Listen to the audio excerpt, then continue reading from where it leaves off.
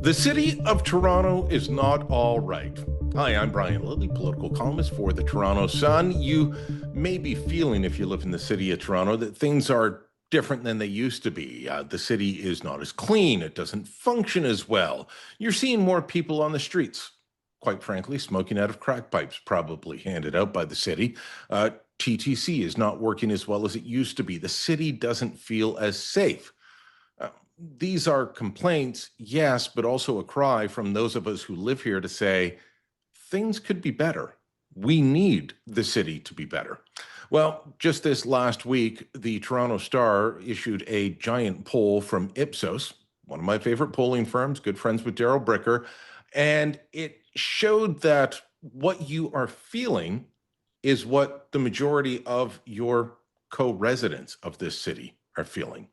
Reached out to Toronto City Councillor Bradford. He's kind of set himself up as the opposition at City Hall to talk about this. And Brad, you were there when Jordan Bidoff at the Empire Club gave his speech, his report card on the city of Toronto, and he didn't varnish it. He didn't try and polish it. He said, city's kind of doing not great at the moment.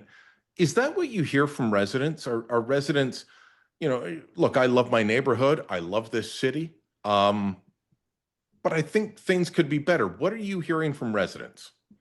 That's the exact sentiment I hear every day when I drop my kids off at daycare or I'm at the hockey rink or talking to Main Street businesses, is that they love this city. I love this city. Many Torontonians love this city, but it ought to be a lot better. And I think people are frustrated right now because, the services that they rely on, that they were promised under Mayor Chow were going to get better. Things like the TTC, dealing with the traffic congestion, dealing with the housing challenges, the encampments that we've seen proliferate across the city.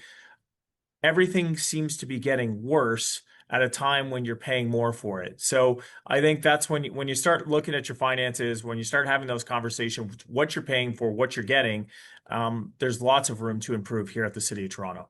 What I found bizarre is that when you look at issues like crime, housing affordability, the cost of living, safety, especially on transit, some of the lowest marks for how the city is doing come from young Toronto residents. You and I both moved to the city in our younger years. I went away for a while and came back, but people move to the city when they're young. They try and make a go of it. Some stay, some leave. But some of the lowest marks for the city come from people in that 18 to 34 category. And yet that is the group that gives the highest marks to Mayor Olivia Chow. They've got her at like 70% approval rating. Yeah, she's doing great. City's not affordable. The city is not safe. The TTC is awful. Cost of living is out of control. I don't understand that. A lot of these people are thinking of leaving because the city is no longer sustainable. How do you look at that? Well, I think that's actually the biggest red flag in all of Bricker's research here is the fact that 40% of Torontonians are considering leaving the city of Toronto in the next 5 years. So if that was your workplace and 40% of your workforce was leaving, that would be a crisis. And yet, the mayor and the folks here at City Hall seem to take these numbers with a bit of a shrug.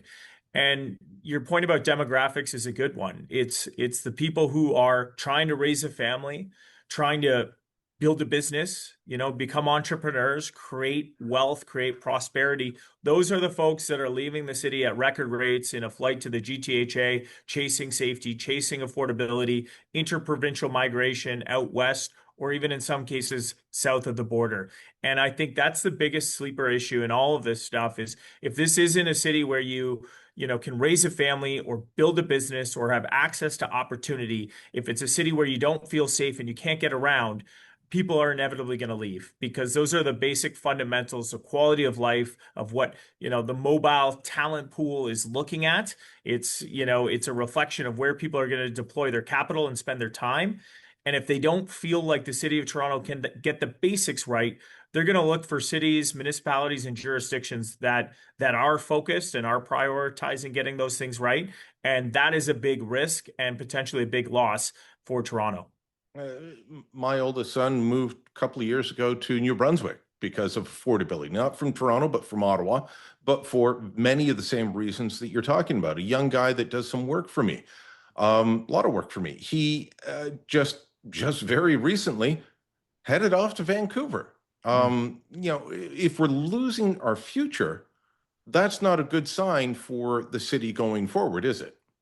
No, and again, like we've had a lot of success here at the city post amalgamation. We have been a destination for talent, for capital, people who want to build things, but we can't rest on our laurels and take that for granted.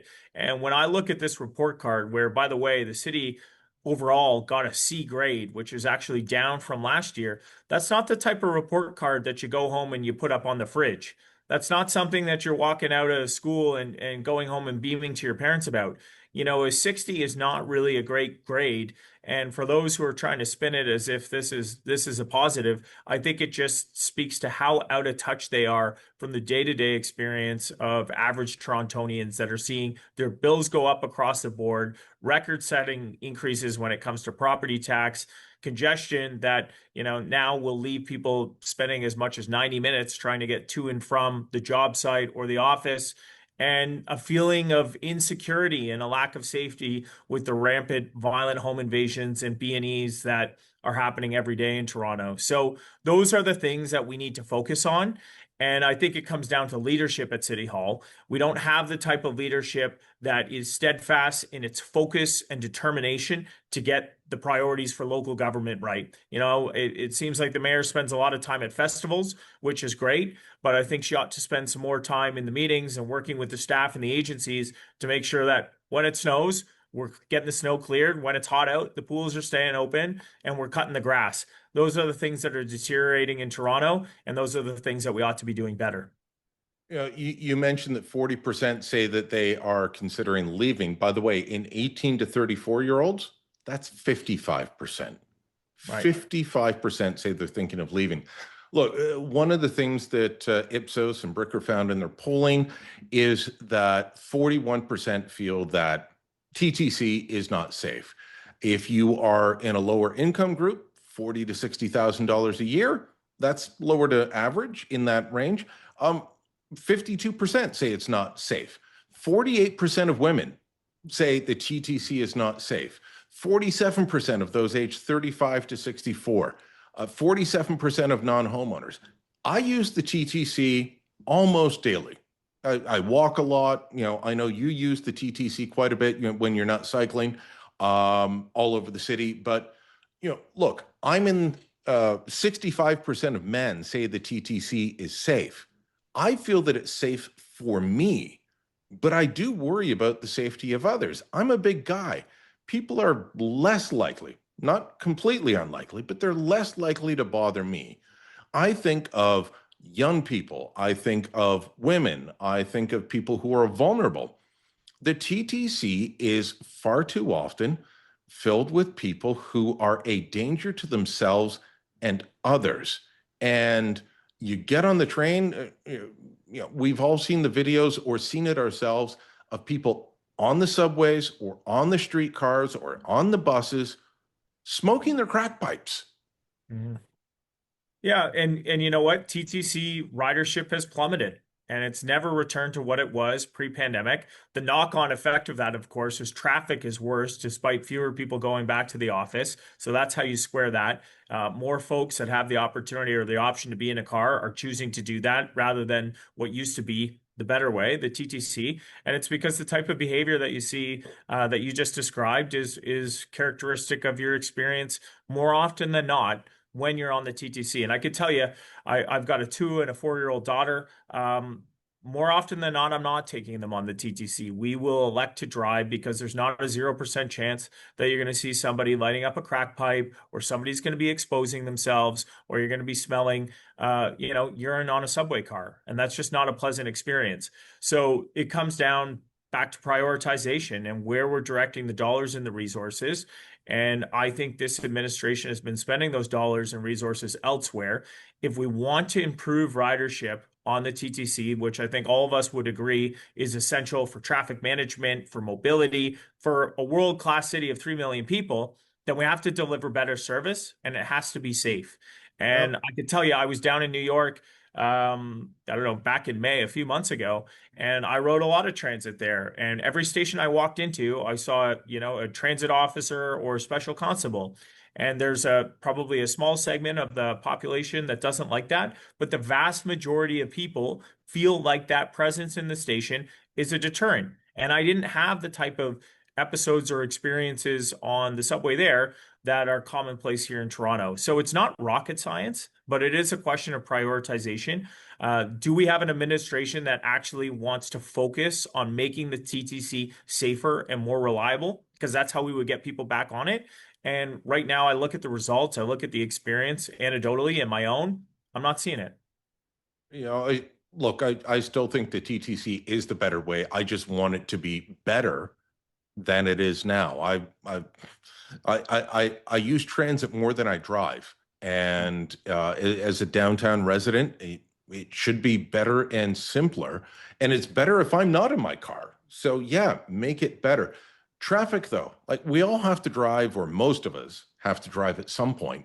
This poll found that 80% agree Toronto would be a better place to live if traffic weren't as severe as it is.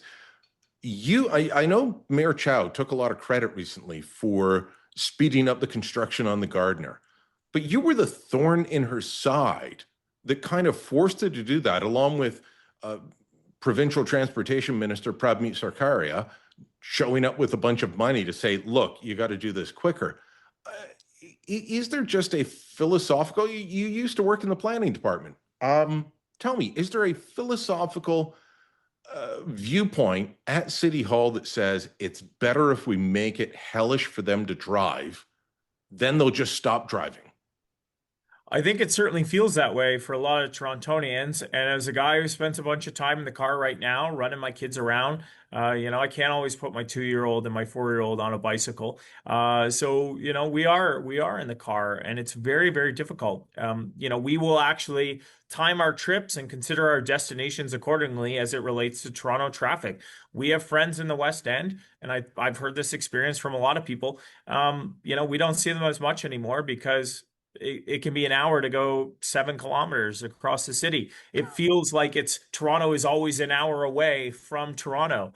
And so, yeah, there's a lot of decisions that are made every day within the bureaucracy, aided and embedded by the political leadership here, that makes it actively more difficult or even hostile to be a driver in the city. And as an urban planner, I can appreciate that and agree. The long-term solution is building mass transit. The long-term solution is having more people taking transit.